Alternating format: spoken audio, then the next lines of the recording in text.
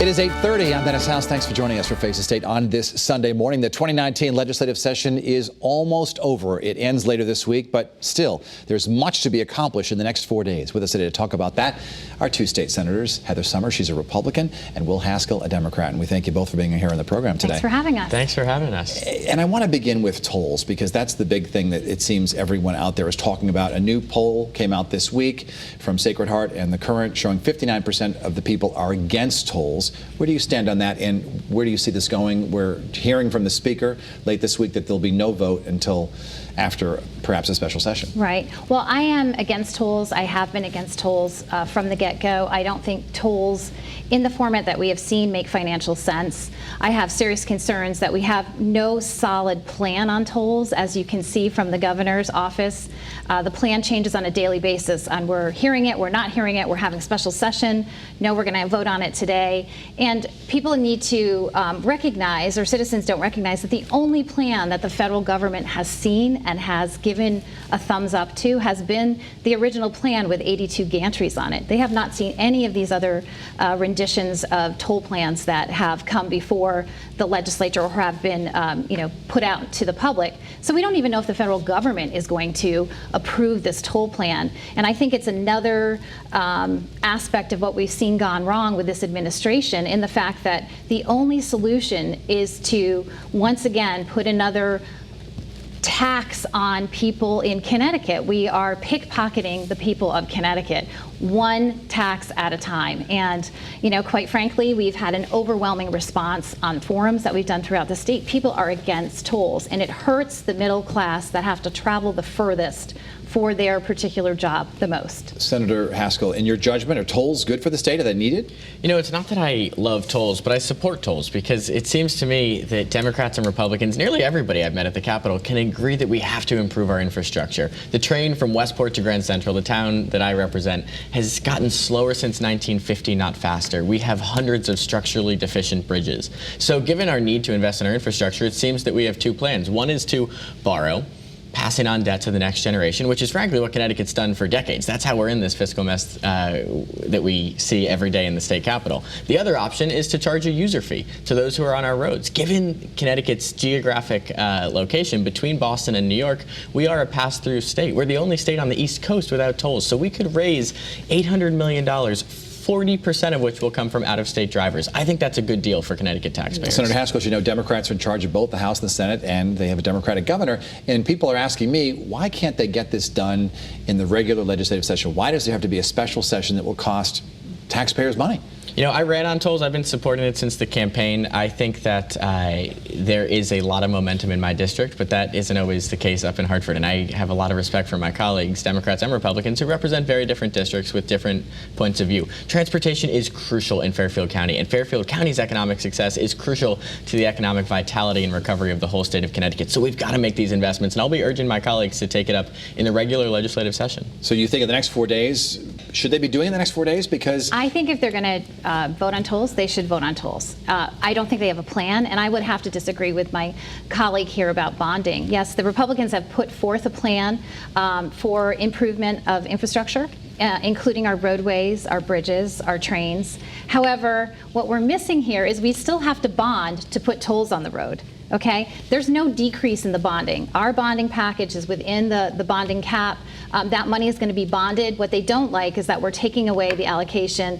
The governor right now has $150 million that he is allowed to bond for whatever he wants. That's something that's reduced. So there's bonding in both toll plans. That's something that's missed. So if lawmakers are not going to be handling tolls in the next 4 days, in all likelihood, because they say it's going to be a special session, voters want to know, viewers want to know, what will lawmakers be doing in the next 4 days? What are the big ticket items left, Senator Haskell? Well, the biggest thing is passing a budget, and something that I've been fighting really hard to include in the budget is a debt-free community college program. I think it's long past due in Connecticut. What does that mean exactly? It means it's a last dollar approach, so that no community college graduate will earn their degree and enter the workforce with an enormous amount of debt. It's not saying that tuition is going away. If you get Pell Grants, if you get state and institutional aid, that all stays the same, but we're going to fill the gap.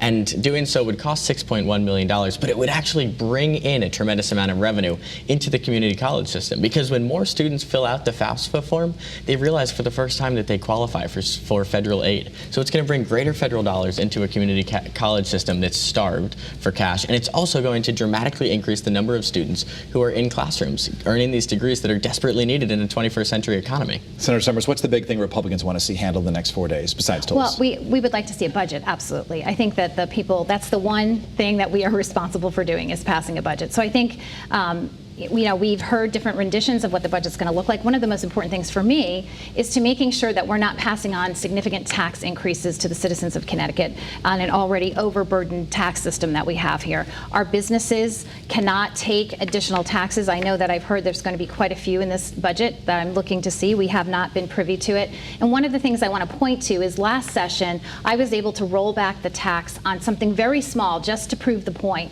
In Connecticut, we were taxing boat sales at 6.35%, where our neighbors were taxing them at 0.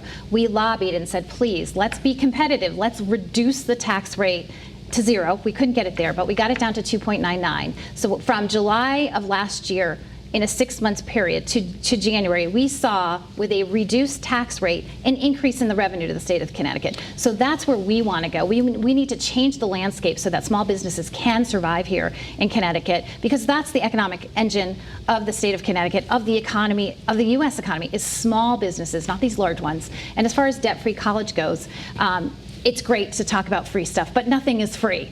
And quite frankly, we've heard from the university professors and the community college professors, they don't want it to be free. They want kids to have skin in the game, because there's no incentive to stay in class if everything's free. You can walk away and come back. So those are difficult conversations that we need to have, but we need to see a budget that is fair, that does not put significant tax increases on people that are already burdened here in the state of Connecticut. So we're interested to see. I've been in appropriations. I've watched one bill after the other come out with significant increases to the bottom line of the budget. So we'll have to see how it all shakes out. One of the issues I'm hearing about from a lot of viewers is a hot button issue to them, because it will affect their lives, and that is these environmental concerns about plastic bags, styrofoam containers, and things like that. Where does that stand, Senator Haskell? You know, Westport, my hometown, was the very first municipality in Connecticut to ban plastic bags 10 years ago, and there was tremendous doubt as to whether or not it would work.